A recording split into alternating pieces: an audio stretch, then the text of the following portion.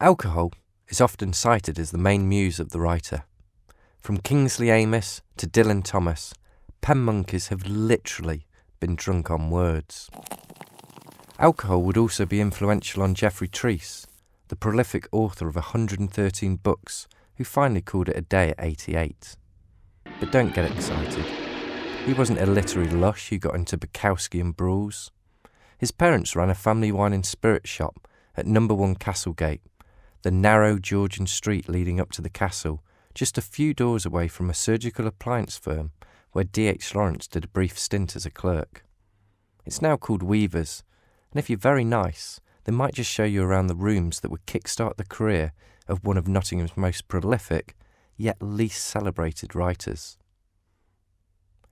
As a nipper, Trease would accompany his father to work and pass his time taking the stamps off the violet-inked envelopes from the shippers of Bordeaux, presumably fostering his intrigue of travel, which would later manifest itself in his children's fiction that spanned the globe and depicted just about every major historical event, from ancient Athens to the Bolshevik Revolution.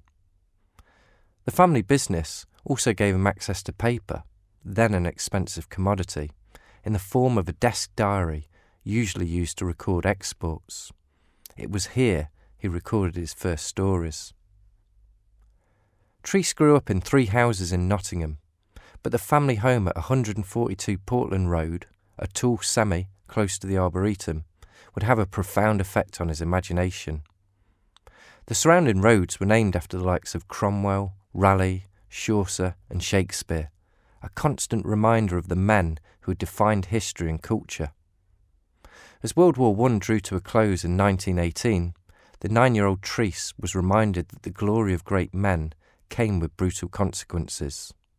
As he recorded, "I lay in bed with the influenza that was raging across Europe and listened to the horse-drawn funerals rumbling and clattering down our cobbled road on their way to the cemetery." One body not on the cart was that of his uncle Sid, a second lieutenant in the Sherwood Foresters, who'd gone missing at the front.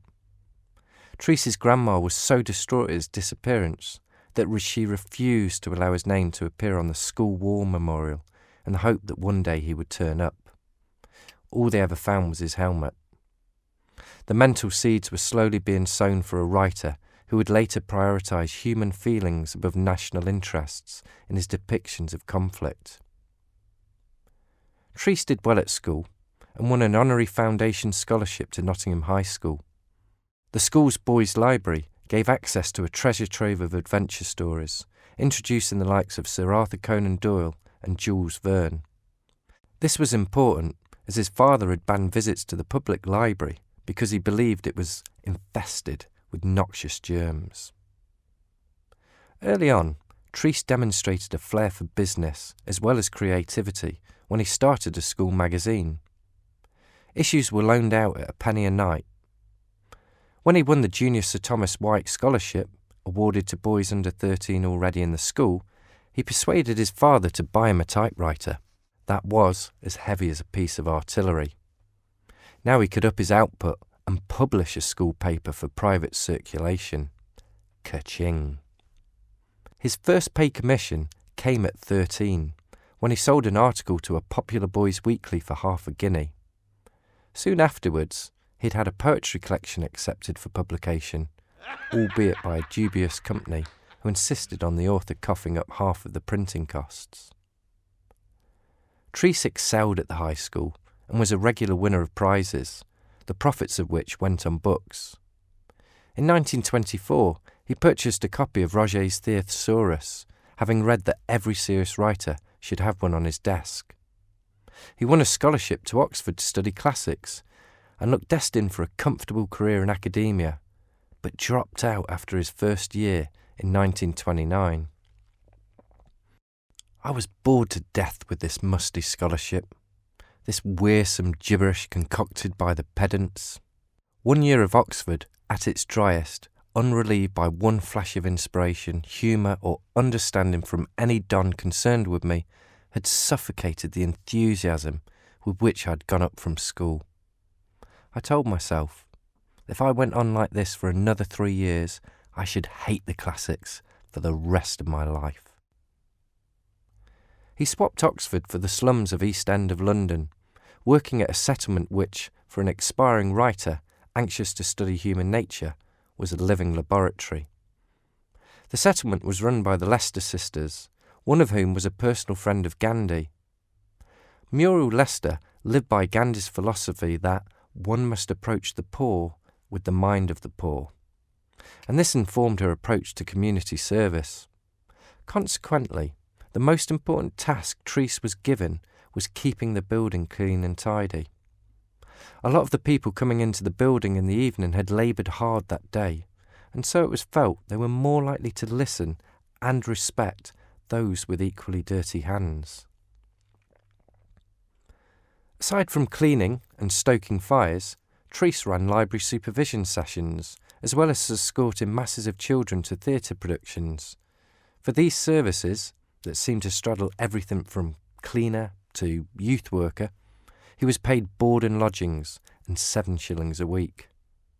The whole experience offered a grounding in humanity that was absent from Oxford, and no doubt went some way into shaping the drive for equality that would see him revolutionise children's stories by giving meaningful roles to both male and female characters. As a writer, Trease's general philosophy was to avoid abstractions and generalisations and treat children as intelligent readers.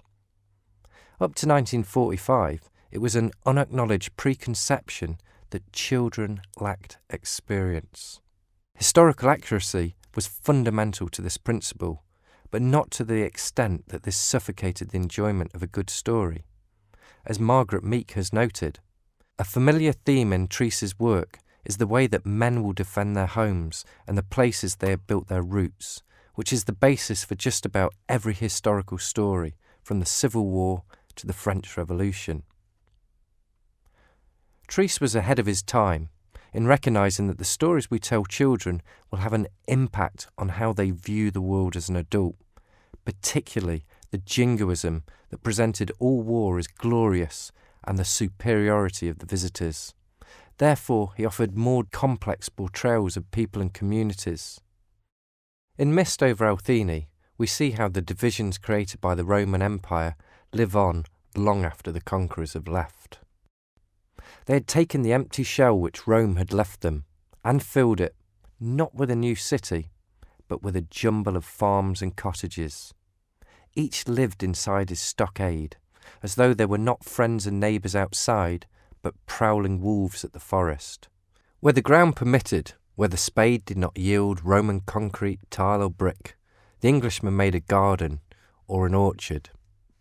In arguably his most famous novel, Bows Against the Barons, published in 1934, Trease gave the Hood legend a working over.